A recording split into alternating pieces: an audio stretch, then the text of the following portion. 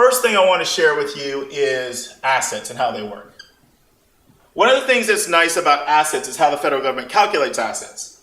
And this is, by the way, this has been approved by Congress. It's not always fair, but it's something that can work to your favor.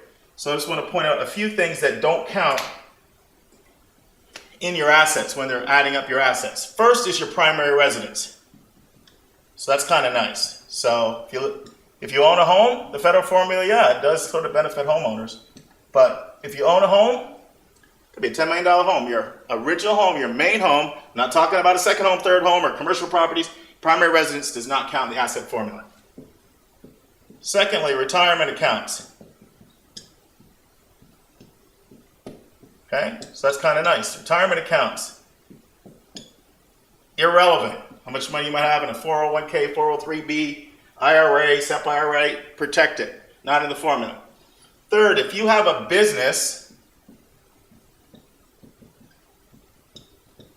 with under 100 employees, then that's also protected.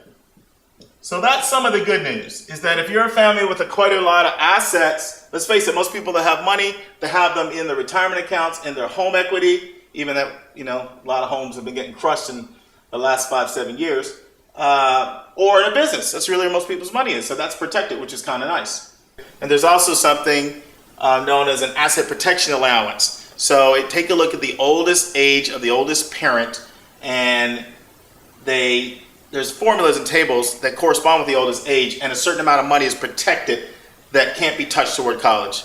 So the average age for a college parent is 48, and the tables correspond to about 48,000 for 48, around 55,000 for 55, age 55. Right away, that money's protected. Okay? So now, let's say you've got another $100,000, of assets. Well, that money, if it's in the parent's name, it's only applied to the EFC at a rate of 5.64%. So it works out pretty good, actually. If you had a total of $100,000 of assets, total, and you were 48, okay?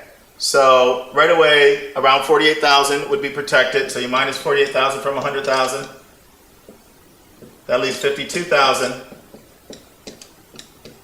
You times that by 5.64, and you get a number under 3,000, something like 2,900 and change. So all of a sudden, $100,000 of assets outside of all of this results in you having to pay around less than 3,000 in the federal formula. So that's some good news, is that a lot of the main sources of money that you have won't apply to the formula.